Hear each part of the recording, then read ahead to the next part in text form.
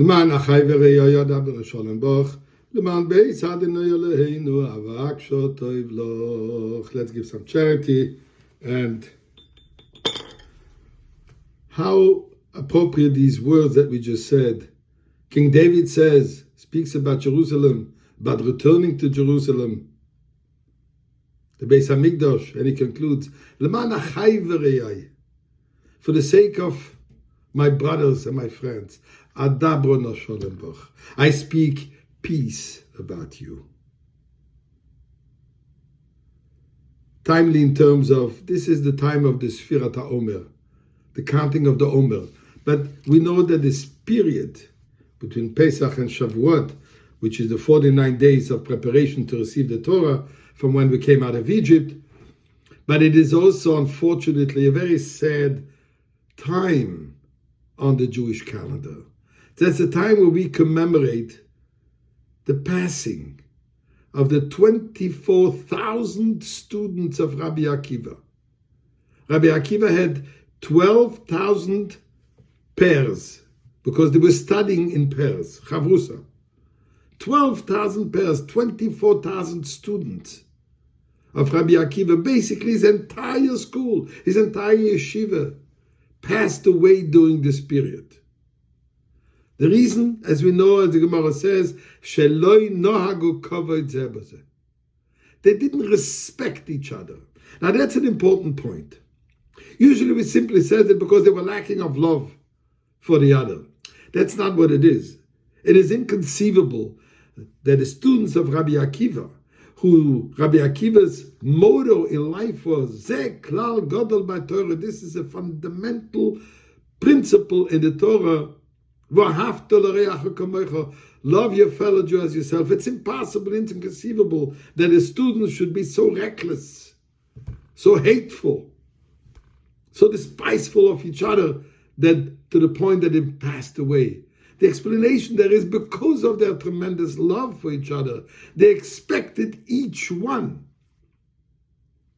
to reach the highest level worthy of being a Rabbi Akiva student. And they were convinced that their understanding, their way of knowing what their teacher said, they wanted to make sure that the other accepts their opinion. So that's why our sages tell us, they didn't respect each other's opinion. One has to learn, teaches us the Torah, teaches us Chazal, that as valid as your opinion is, you should learn to respect somebody else's opinion, obviously, if it's an opinion which is based on Torah. If it's an opinion contrary to Torah, no, you don't respect it. You respect the person, but not his opinion.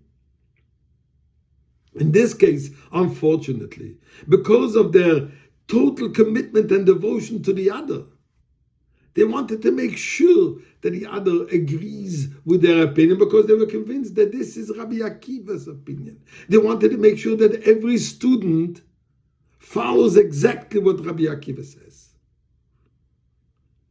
Now, I just want you to think about it for a moment. Could you imagine Rabbi Akiva, who himself started studying at the age of 40, and eventually grew to these heights of being one of the foremost Tanoim scholars of the time of the Mishnah, before the Mishnah for that matter. And he had 24,000 students, and all of them passed away. What would one expect from Rabbi Akiva to do? One would expect, give up. I can't anymore. I've done. That's not what Rabbi Akiva did. Rabbi Akiva went to search for new students. He went to the south, and it took 5 students. Rabbi Meir, Rabbi Yossi, Rabbi Shimon ben Yochai, ben Yochai, Rabbi Yehuda, and Rabbi Elazar ben Shamua. And with these 5 students, scholars, he started again to build Torah. And he certainly succeeded. Rabbi Shimon ben Yochai eventually became the author of the Zohar. Rabbi Shimon ben Yochai was the teacher, one of the teachers, of Rabbi Yehuda Hanassi. Rabbi Yehuda Nasi was the one who authored the Mishnah, the entire body of Torah knowledge that we have today. What an amazing message. Number one, learn to respect each other, even if he has a different opinion than me. Number two, don't give up.